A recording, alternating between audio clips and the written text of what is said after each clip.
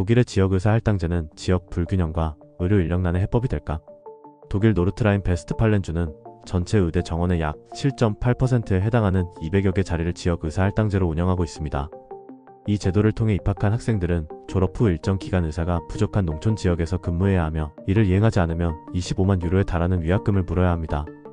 NLB의 보건장관 카를 요제프 라우만은 도시에서 살고 싶은 사람을 억지로 시골로 보내려는 게 아니라 원래 농촌 생활을 희망하는 이들에게 기회를 주는 것이라고 강조하고 있습니다. 지난 6년간 NLB를 포함한 11개 주가 이 제도를 도입했으며 지금까지 1000명 이상의 할당제를 통해 의대에 입학했습니다. 입학평가에서는 아비투어대 입성적뿐 아니라 간호치료 분야 경력이 가산점으로 반영돼 단순히 성적 중심 선발에서 벗어나려는 시도도 이루어지고 있습니다. 이렇듯 지역의사 할당제 정착의 독일은 제도 정착 과정에서 사회적 합의가 비교적 원활했고 계약 위반 시 위약금 부과 등 강제력이 뚜렷합니다. 전문가들은 독일의 지역의사 할당제가 단기적으로 농촌 의료 공백을 줄이는 데 효과를 낼 수 있다고 평가합니다. 다만 장기적으로는 농촌에서 의사로 일하는 생활 여건, 개선 인프라, 주거, 교육 지원, 의사 외의 의료직 인력 보강, 디지털 헬스케어 원격 진료 등의 적극적 도입이 병행되어야 한다는 지적이 많습니다. 페이펄 대안으로 떠오른 유럽 결제 서비스 베로. 최근 페이펄 결제 서비스에서 발생한 기술적 문제로 많은 독일 소비자들이 불안감을 느끼고 있습니다. 미국 기반의 페이펄은 독일 온라인 결제 시장에서 여전히 선두를 지키고 있는데 빠르고 간편한 송금, 친분하치 인간 송금 시 수수료가 없다는 점이 강점으로 2024년 기준 활성 사용자는 약 3,200만 명에 달합니다. 그러나 지난주 페이펄의 결제 장애로 독일 은행들이 수십억 유로 규모의 자동이체를 일시 중단하면서 소비자들은 유럽 기반 결제 서비스 대안을 찾기 시작했습니다. 독일 소비자보호센터의 다비드 리어만은 페이펄의 장점은 속도와 편리함이지만 베로나 실시간 송금이 이러한 격차를 메울 수 있다고 설명합니다. 베로는 유럽은행이 주도하는 결제 서비스로 유와 유로에서 이름이 유래했는데 유러피언 페이먼츠 이니셔티브 소속 14개 은행과 2개 결제사가 참여하며 독일에서는 도이체 방크, 포스트방크, 슈파카센, 폴크스훈트 라이프하이센방켄 등이 참여하고 있습니다. 2024년 7월 출시된 베로는 페이펄처럼 IBAN과 BIC 없이 개인 간 송금이 가능하며 등록 후 기존 뱅킹 앱 또는 별도 앱에서 사용할 수 있습니다. 그러나 아직 베로는 일부 은행 사용자에 한정돼 있어 온라인 쇼핑 결제에는 활용되지 못하고 있어 아직 초기 단계이지만 향후 베로가 더 많은 은행과 연계되면 온라인 결제에서도 페이펄과 경쟁할 수 있을 것으로 예상됩니다. 이외에도 2025년 1월부터 유럽연합 내에서 시행되는 10초 이내에 송금이 완료되는 실시간 송금과 스웨덴 결제사 KLARNA가 제공하는 즉시 송금이 페이펄의 대안으로 거론되고 있습니다. 독일 임대료 폭등, 법 있어도 세입자가 직접 권리 찾아야. 독일 주요 도시의 임대료가 급등하면서 세입자들의 부담이 커지고 있습니다. 베를린, 위넨 등 대도시에서는 2015년 이후 임대료가 평균 50% 가까이 올랐습니다. 독일 정부는 임대료 상한제와 임대차 목적의 사용 금지 등 여러 규제를 시행하고 있지만 현실에서는 세입자가 직접 나서서 권리를 주장해야 하는 상황이 빈번합니다. 독일에는 임대료 상한제, 임차인 우선 매수권, 임대차 목적의 사용 금지 등 다양한 법적 장치가 있습니다. 그러나 이들 제도가 현장에서 제대로 작동하지 않아 세입자가 직접 변호사를 선임하거나 소송을 제기해야 하는 경우가 많습니다. 법적 규제가 있어도 실제 권리 보호는 세입자의 적극적 행동에 달려 있습니다. 고령자나 이주민 등 일부 그룹은 권리를 제대로 알지 못하거나 법적 대응을 감당할 자신이 없어 권리 주장이 어려운 현실입니다.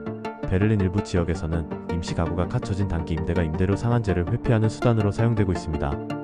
또한 신규 집주인이 임차인을 내보낸 뒤 고가로 재임대하는 사례도 늘고 있는데 이에 대해 전직 판사 비아테 플라토우 씨는 형식적 자기 사용으로 속이는 사례가 많지만 입증이 어렵다며 세입자가 피해를 보는 경우가 많다고 말했습니다. 메르켈의 발언, 우리는 해낼 수 있다. 10년이 독일 정치 지형 바꿨다. 앙겔라 메르켈 전 독일 총리가 2015년 여름에 했던 상징적 발언 우리는 해낼 수 있다 나온 지 정확히 10년이 지났습니다. 이 발언은 난민위기 대응의 상징이자 독일 정치에 장기적인 파장을 남긴 계기로 평가됩니다. 당시 난민 수용에 대한 사회적 논쟁 속에서 메르켈의 발언은 대체로 긍정적인 메시지로 받아들여졌지만 이를 계기로 우파 포퓰리즘 정당 독일을 위한 대한당은 새로운 정치적 기반을 확보하게 되었습니다.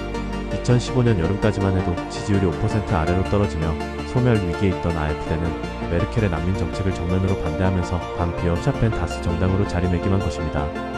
메르켈의 발언 이후 독일의 난민 이민 정책은 여러 차례 변화했는데 난민 인정 요건, 통합 프로그램, 노동시장 진입 규정 등이 조정되었고 2015년 입국한 대규모 난민들 가운데 다수는 현재 노동시장에 정착했다는 연구 결과도 있습니다.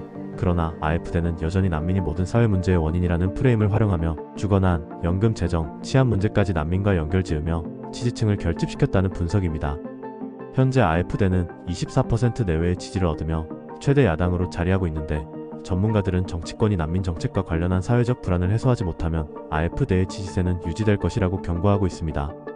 그러나 사회민주당과 녹색당 등은 여전히 난민 수용의 필요성과 사회적 통합의 중요성을 강조하며 대응하고 있습니다. 결국 비어샤펜 다스라는 세 단어는 단순한 정치적 수사가 아니라 독일 정치 지형을 바꿔놓은 전환점으로 역사에 기록되고 있습니다. 쥐더 독일 사회복지국가 제도 근본적 업데이트 필요 주장. 독일 사회개혁을 둘러싼 논쟁이 격화되는 가운데 기독사회연합 대표이자 바이에른 주총리인 마르쿠스 쥐더가 대대적인 방향 전환을 다시 촉구했습니다. 쥐더는 아우크스부르그 알게마이네와의 인터뷰에서 사회 분야 전반의 비용이 폭발적으로 증가하고 있다며 독일은 지방자치단체에서 연방에 이르기까지 약화되고 있다고 경고했습니다. 따라서 사회복지제도의 근본적인 업데이트를 거쳐야 한다고 강조했습니다. 쥐더는 특히 현행 시민급여 폐지하고 새로운 기본보장 제도로 대체하는 과정에서 대폭적인 삭감이 필요하다고 주장했습니다. 또한 구직 수용 의무 규정 강화, 주거보조금 및 재산 보전 기준의 엄격화 등을 요구하며 이를 통해 수십억 유로를 절감할 수 있다고 주장했습니다. 쥐더는 현행 사회복지제도는 불공정하다며 비판을 이어갔는데, 핵심은 일하는 사람이 일하지 않거나 사회기여를 하지 않은 사람보다 더 많이 가져가야 한다는 것입니다.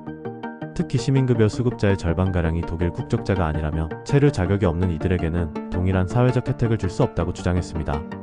쥐더의 발언은 최근 프리드리 메르츠 총리의 주장과 맥을 같이 하고 있습니다. 메르츠는 우리는 수년째 분수에 맞지 않는 생활을 해왔다며 현행 사회보장 시스템은 현재의 경제력으로는 유지할 수 없다고 강조한 바 있습니다. 그러나 연정 파트너인 사회민주당의 바르벨 바스 노동부 장관은 쥐더와 메르츠의 강경한 언사에 독일이 이 사회국가를 더 이상 감당할 수 없다는 주장을 무의미하다라고 비판하며 반발하고 있습니다.